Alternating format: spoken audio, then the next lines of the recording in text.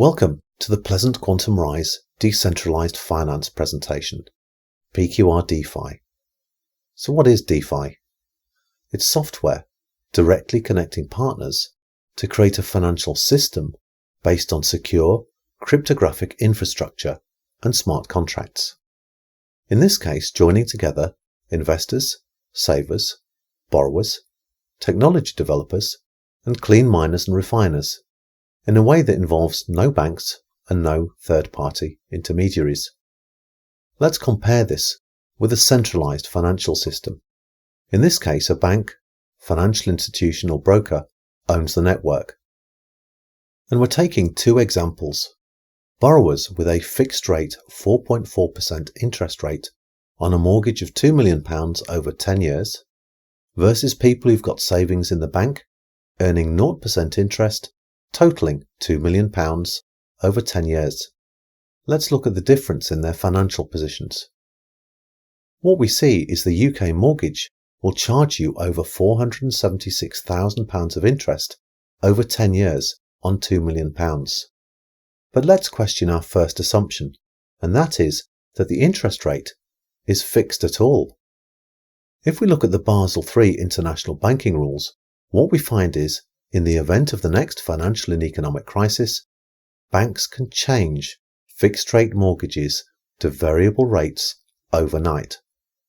So, reversion to the mean or going back to the average means that these rates, assuming a historical rate of stability, can probably double or triple overnight, if not more, in the case of a severe financial crisis. It gets more interesting when we consider people with savings in the bank, and what you'll notice is that we're using a 17% inflation figure. If we look at shadowstats.com, they reconstruct the inflation figures for the US using the old, official US government methodology. And for the 1980s, what we would find is that the current rate of inflation would be counted as 17%. So the UK and US governments are saying that the inflation rate is about 7%. What's happened in the UK is exactly the same as the US. The inflation measures have been changed. And each time the inflation measures have changed, the inflation rate goes down. Can we calibrate on this? The answer is yes. If we go to the Chapwood Index, they measure what people in America actually spend on their top 500 goods and services. And what they find is over the last few years, the inflation rate in America has been over 10%, and they stopped measuring due to COVID in 2020. Our assumption is it's much closer to 17% than 7% in the UK and other places. And if we assume that the inflation rate remains the same, then even at the present time, what we're looking at is a 1.6 million inflation-adjusted loss over 10 years. And that means if we could align the interests of borrowers and savers, there's £2 million on the table, on £2 million worth of borrowing and saving over a 10-year period. So PQR DeFi is all about thriving by aligning the interests of savers, investors, and borrowers, and in this case tribal and ethical miners, and clean gold and printed circuit board reclamation companies. We can help all those parties, and the planet as a byproduct. Unlike conventional gold, PQR DeFi gold is environmentally friendly. And unlike most cryptocurrencies, PQR DeFi crypto is also environmentally friendly. It uses an incredibly small amount of energy compared to most cryptocurrencies. And through a simple interface, PQR DeFi will be easy to manage and globally scalable. The result is that PQR DeFi benefits all users or providers and the planet. So why gold? Gold has been a stable form of money, a way of preserving wealth and value for 5,000 years. And even now it's still considered to be a form of currency as it's traded and valued on the international currency markets every day. And we know that central banks still use gold as their position of last resort. That tells us a lot about the role of gold, even in a modern monetary system. It's also interesting to note that because of inflation, gold has outperformed all markets worldwide since the year 2000. So why gold? Why not another type of currency? Let's look at some of the problems of other types of currencies. Most cryptocurrency stablecoins are backed by fiat currencies, and the problem is that those currencies are literally created out of thin air by central banks. More than that, they lend it to governments at interest, which means they're debt instruments. If I was the central bank lending you money as the government and saying, okay, I produced $1 million, you've got to pay me $1 million plus interest next year, you can never repay it. So the system has to keep on expanding. And that is a major problem, along with the fact that the currency isn't backed by anything. The problem is that fiat currencies burn in hyperinflation, and that happens not the moment that the surplus money is created, but as soon as the people realize what's happened and lose trust in the system. And we need to bear in mind a couple of issues. First of all, 40% of all the dollars ever created were created in 2020. 14% in only 2 weeks in November. What we've got is an exponential situation. Every time there's a financial crisis, exponentially more and more currency has to be created. Much more had to be produced in 2007 and 2008 than the year 2000. Much more happened in 2020 than in the years 2007 and 2008. And we need to contrast this exponential role of producing more and more currency to keep the system going with the value of the currency itself, because dollars and pounds have already lost about 98% of their original value. So when we consider there's only 2% of the residual value left, and 80% extra currency was created in the last 2 years, you can see where this is going, and quickly. The fact is, hyperinflation has already happened. We're just waiting for it to move to Main Street and for people's psychology to catch up with it. So let's consider Bitcoin and Ethereum and other cryptocurrencies. Well, we all know that people have made vast fortunes on cryptocurrencies over the last 10 years or so. But most people also know that they're highly volatile and unstable. What they don't appreciate is that they're also highly cyclical. And that means there's a 4-year or so cycle. They go up quicker and quicker over a period of 3 years until there's a blow-off top. There's a bubble in year 3, and in year 4, there's a major crash. So the last time this happened, Bitcoin lost 83% of its value over a year. And the altcoins, which means all the other cryptocurrencies, lost around 95% over the period of a year. And that's a problem. We're now in 2022. We're in the bubble year for cryptocurrencies as the cycle has been lengthening. But what's going to happen later in 2022? And how will that impact our money system based purely on cryptocurrencies? So, PQR gold-backed crypto is stable and decentralized. And that means the system is both inflation and deflation proof. And we can contrast that with a 100% failure rate of fiat currencies. Fiat currencies have been tried thousands of times over thousands of years, and they've all failed. It's just a question of time. So gold backing a cryptocurrency means that it has a universal measure and a universal exchange value, whichever country you're in, because there's always a local rate for gold. And by combining gold and cryptocurrency in the form of a stablecoin, PQR is creating the next generation of decentralized blockchain. And that means PQR DeFi offers you the best of both worlds. So why not back a currency with something else? What other options have we got? Well, we could consider an asset-backed currency, using labour time hours, for example, or energy. The problem is, in hyperinflation, some things go up a lot, and others go down a lot, and this includes labour in relative terms. Why?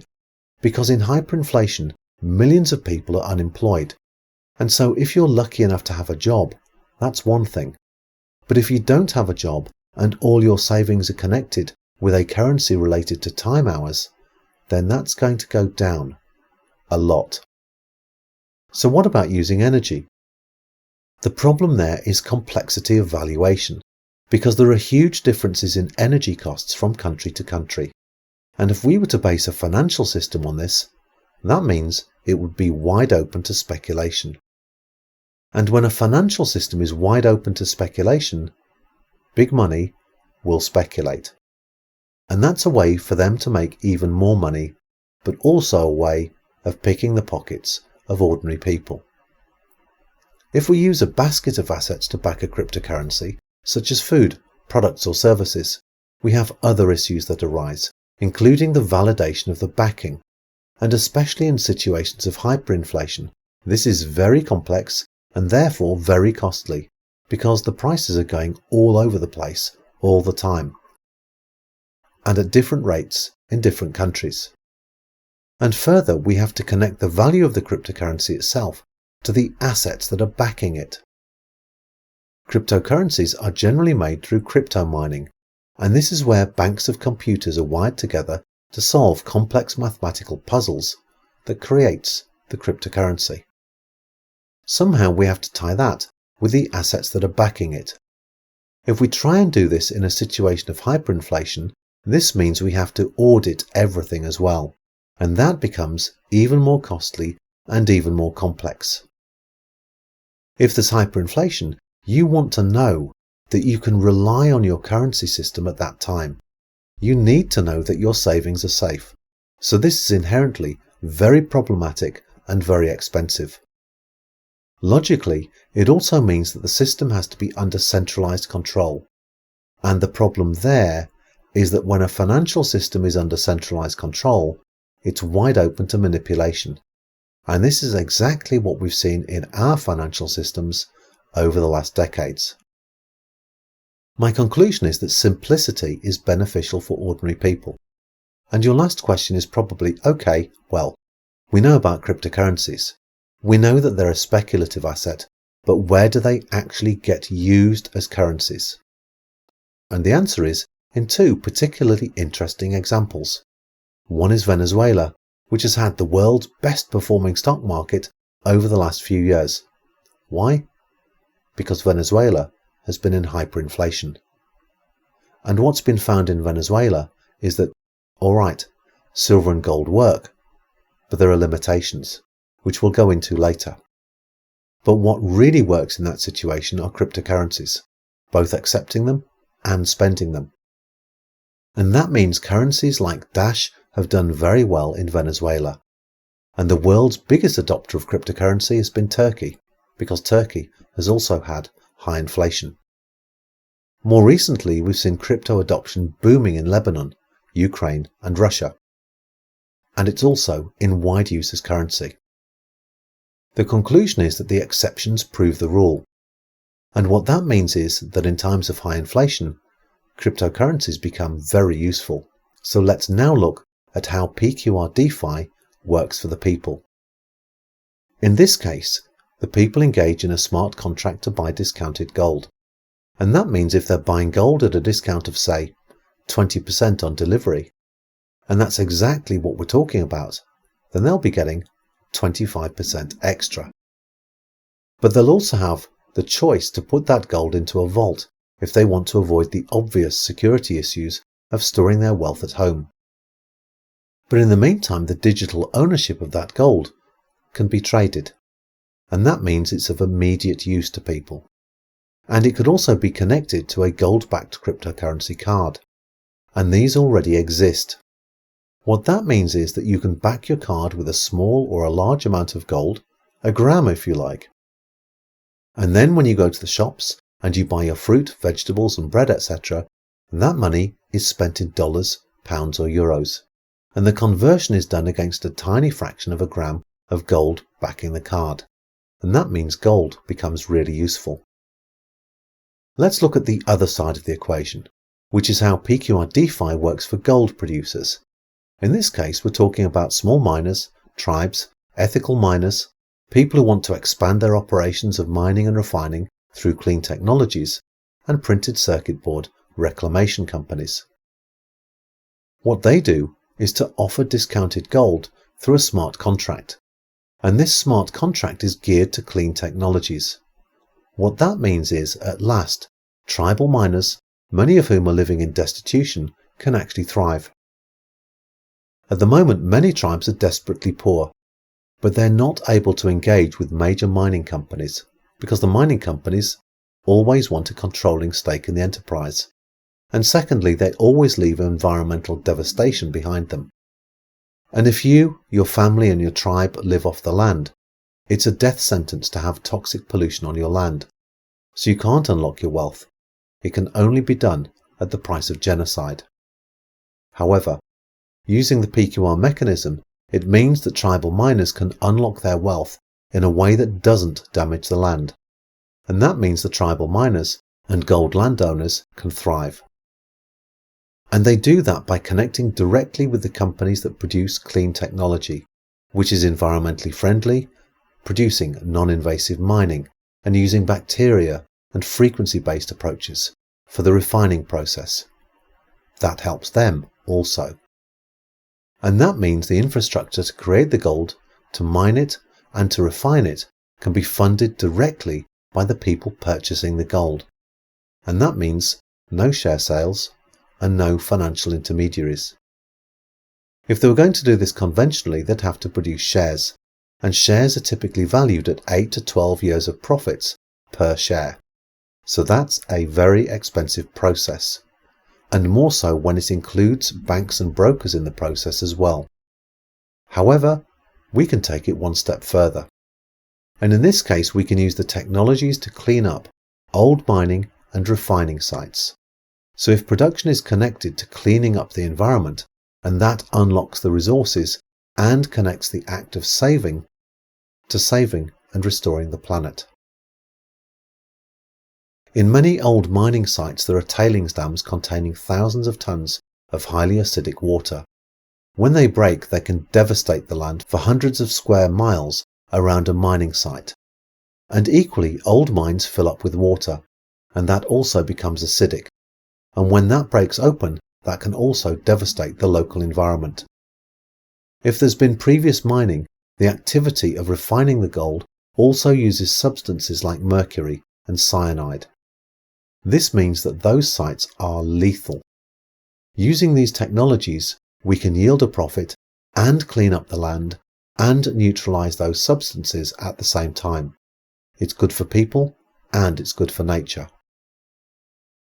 Let's explore how PQR DeFi benefits people a little further. The big question is, how do you preserve value in times of financial and economic turmoil? You could be someone who's got a young family and you want to save for your future. You could be a retiree concerned about your pension. Or you could be a newly minted crypto millionaire thinking, what am I going to do later in 2022? Well, if your plan is to keep your money in the bank, that's a problem, because under Basel III international banking rules, in the next financial and economic crisis, the bank can take your money and exchange it for worthless shares. This happened a few years ago in Cyprus. People literally woke up one morning to find that their government had colluded with the banks. Their money was taken from their accounts. They'd been given worthless shares in the bank, which was bankrupt. And they weren't even allowed to sell them. And then they were limited to a few €100 a month, which they were allowed to spend. That is a bank bail-in. And that's coming worldwide, thanks to Basel III rules, in the next financial crisis. So the next obvious solution is simply to cash out. But where are we going to keep that cash? Under our beds? What about the risk of fire or theft? Especially if there's an economic crisis and there is a lot of social instability.